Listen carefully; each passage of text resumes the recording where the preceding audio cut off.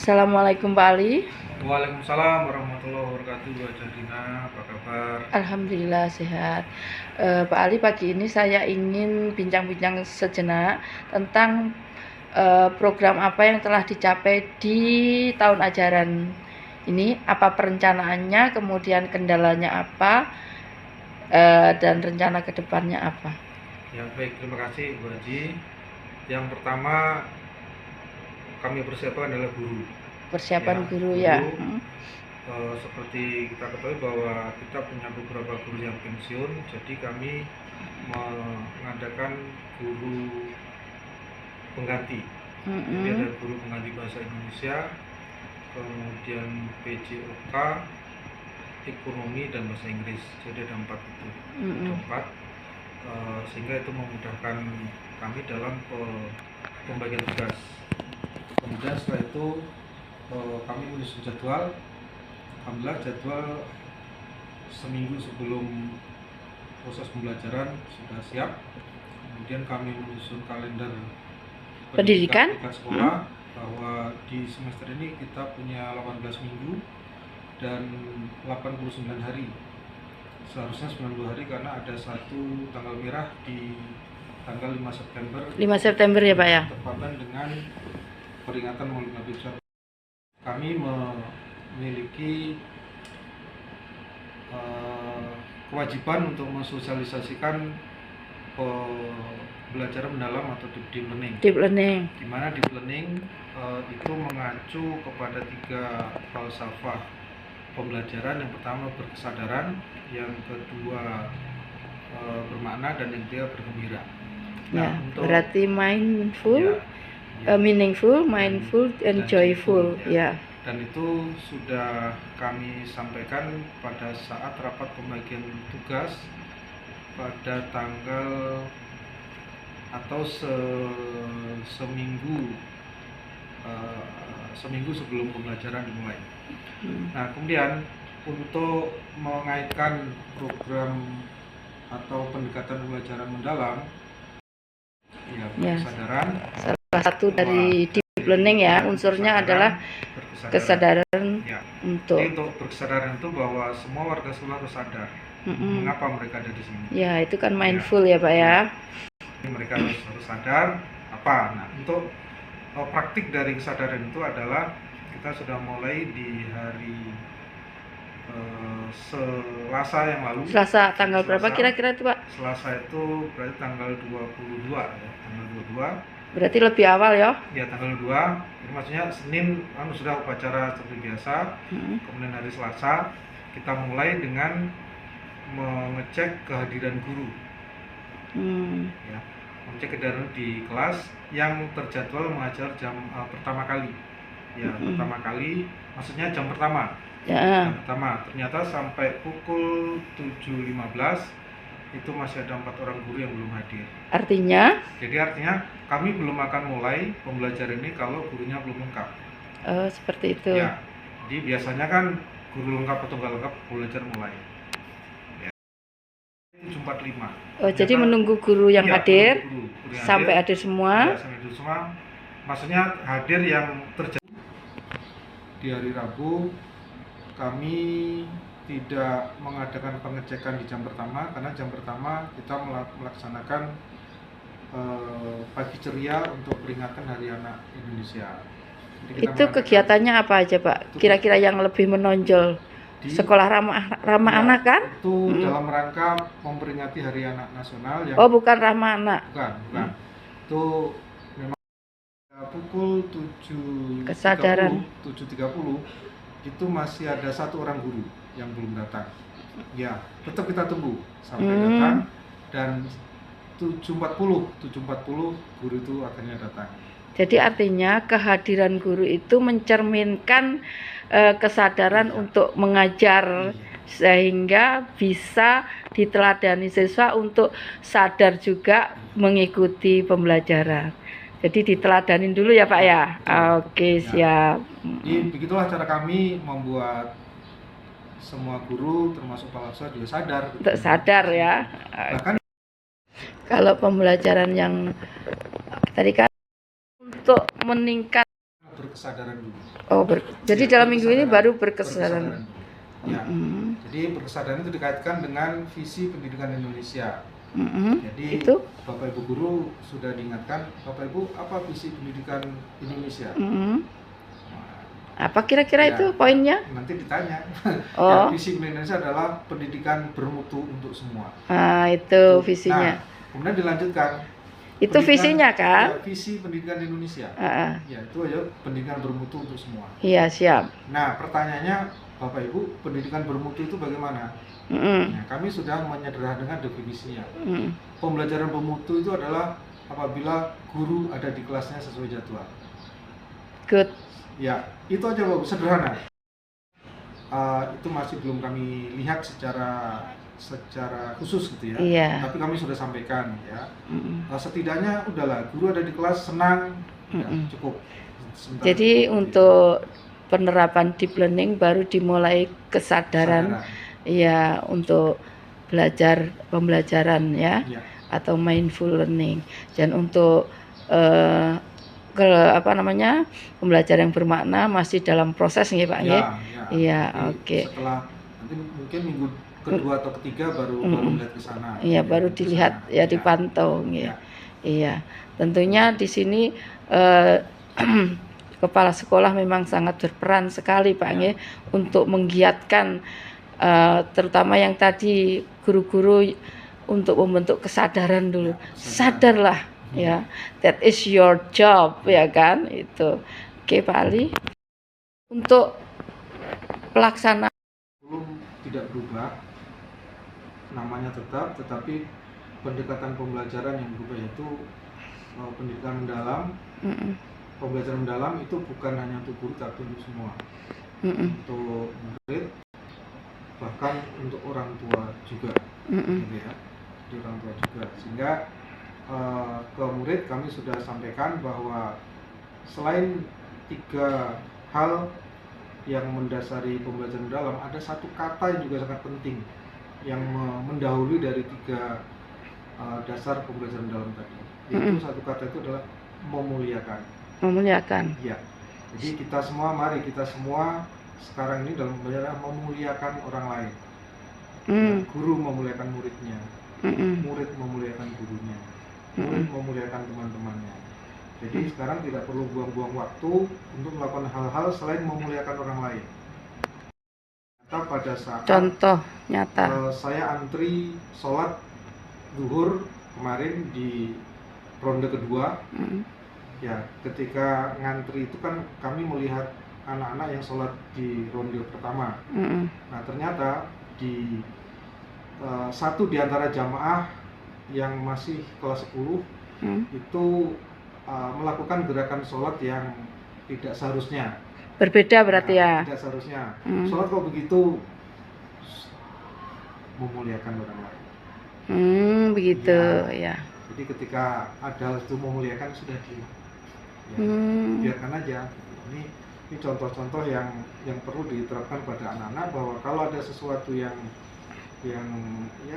mengundang komentar, ya tetap semangatnya memuliakan. Ya memang begitulah adanya. Nah, kemudian juga pagi ini kan Jumat Ekspresi.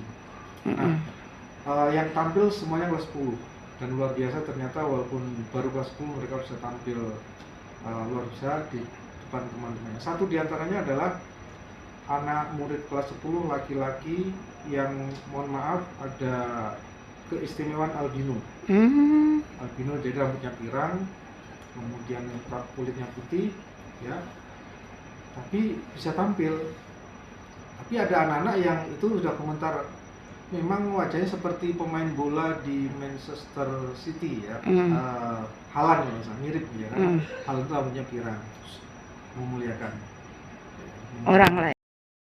Kami mengundang orang tua kelas 12. Karena kelas 12 jumlahnya 9 kelas, kami buat 2 sesi. Jadi sesi pagi dan sesi siang. Kami sudah undang. Tujuannya Pak? Ya, tujuannya pertama bahwa di dalam pembelajaran mendalam ini, satu di antara kegiatan adalah bermitra. Bermitra.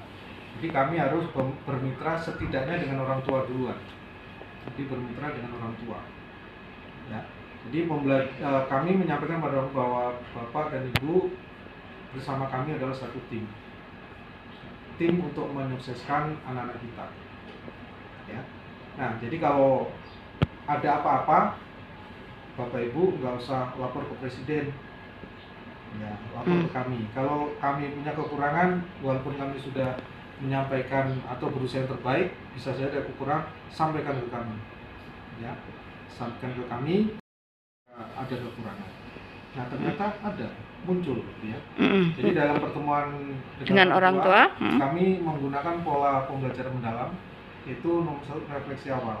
Refleksinya bentuknya? Refleksi awal. Jadi refleksi awal kami sampaikan Bapak Ibu sebelum kita menyampaikan hal-hal tentang yang utama, kami akan membuka refleksi awal yang isinya apa saja yang Bapak Ibu ingin sampaikan kepada sekolah, atau mungkin ada informasi yang baik yang perlu disampaikan kepada kami, apapun silahkan Bapak Ibu. Ya, ternyata satu diantaranya yang menarik adalah ada seorang ibu yang menyatakan bahwa beliau merasa belum puas dengan nilai anaknya.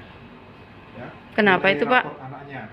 Jadi menurut ibu itu bahwa anaknya sudah mengumpulkan tugas-tugas dengan baik, bahkan tepat waktu, tapi kenapa nilainya kok biasa? Gitu. Nah, itu temuan yang sangat bagus bagi kami. Dan pada saat itu juga gurunya yang menangani yang nilai itu juga ada di situ.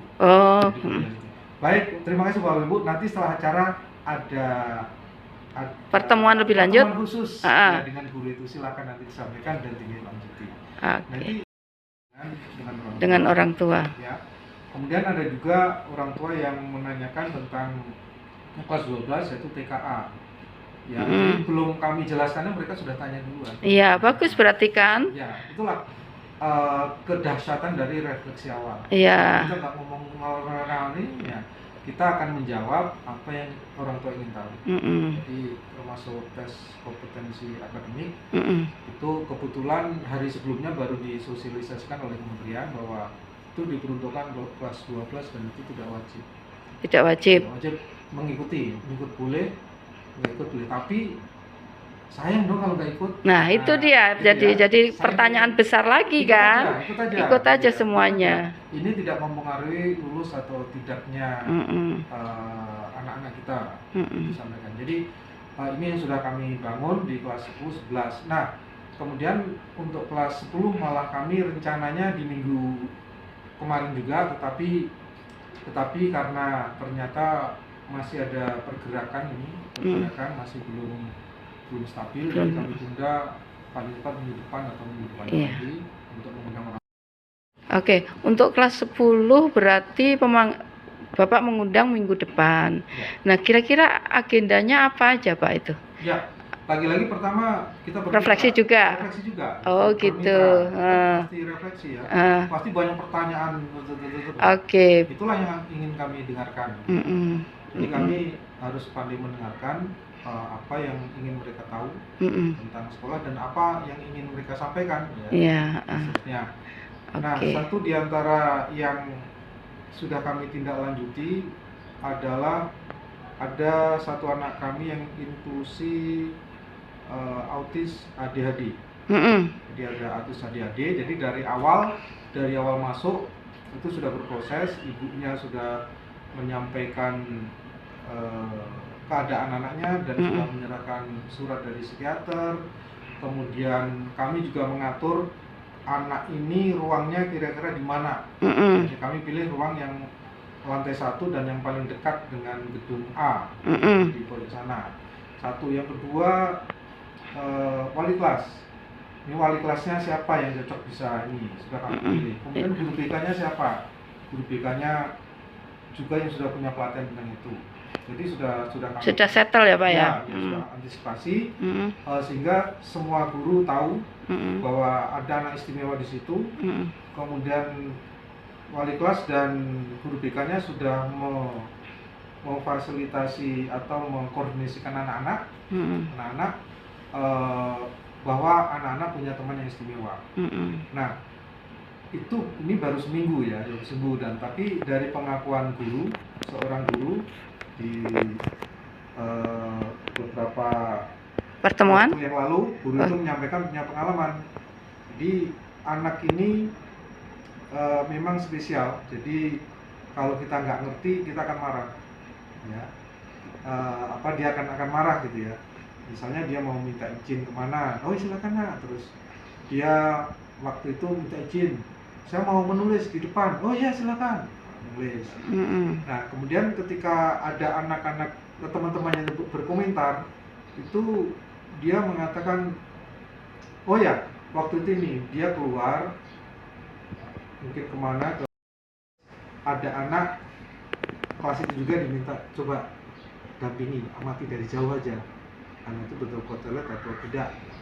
Nah begitu masuk kembali, anak-anak tepuk tangan ketika dia datang. Nah dia sudah, ini bully. Dia bilang begitu? Ya, ini bully. Terus gurunya kan tahu, oh enggak, itu bukan bully, itu menyemangati kita semua, kita harus bersemangat dalam belajar. Oh masuk akal. Tepuk tangan itu merupakan cerminan dari joyful learning. Hasilnya bahwa itu kita selalu mengapresiasi apa yang telah dilakukan siswa, seperti anak yang tadi yang punya kebutuhan khusus. Dia berpikir kalau tepuk tangan itu membuli dia, padahal kita anak-anak semua itu memberikan semangat ya dengan tepuk tangan tadi. Inilah yang memang kadang-kadang guru harus sadar tadi Pak, sadar bahwa membangun pembelajaran deep learning itu tidak gampang. Semua harus dengan hati ya Pak ya. Kalau hatinya tidak ini ya otomatis salah paham terus nantinya. Jadi tidak akan tercapai pembelajaran yang intinya tadi yang menyenangkan tadi. Joyful kan sama dengan menyenangkan.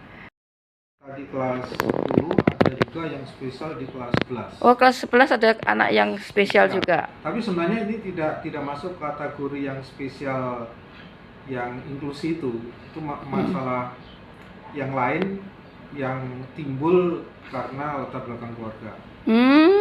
Itu berbeda ya. Ya, jadi memang waktu rapat kenaikan kelas, wali kelas sebelumnya itu sudah mengingatkan bahwa anak ini perlu perhatian khusus. Ya. Nah, oleh karena itu ketika di hari pertama bahkan sebelumnya guru BK sudah mengundang orang tua itu untuk berkoordinasi ya, berkoordinasi dengan sekolah, termasuk wali kelasnya. Dan anak ini juga pada hari Jumat yang lalu, ya betul Jumat yang lalu, itu saya minta hadirkan di sini gitu ya. Dan ketika dia, ini laki-laki, anak laki-laki ya, anak itu laporan awalnya kalau ditanya rumahmu di mana, jawabnya bisa 1 menit, 2 menit, 3 menit ke depan baru menjawab. Berpikir dalam dulu ya. Ya. Melamun? Ya tidak, ya memang begitu adanya gitu ya. Lambat. Tapi ada juga yang bisa dijawab cepat, langsung dianggu, ada juga gitu. Nah ini juga hal yang spesial yang harus kita kerjasama antara orang tua, sekolah, dan anak itu. Nah sebelum kita ngobrol dengan itu ditawari, udah sarapan belum? Langsung jawab belum. Kalau sarapan cepet ya. Belum. Terus? Mau dibelikan sarapan? Ngangguk. Lalu Bu Fitri belikan sarapan di koperasi, nasi kuning. Dimakan Bu, dimakan. Ya agak lama tapi habis ya. Tapi pada saat makan itu Bapak suruh atau enggak? Langsung. Ya disuruh ya, silakan nak makan. Oh iya ya. Apalnya enggak segera dimakan. Oh iya. Segera dimakan Mak, biar tenang.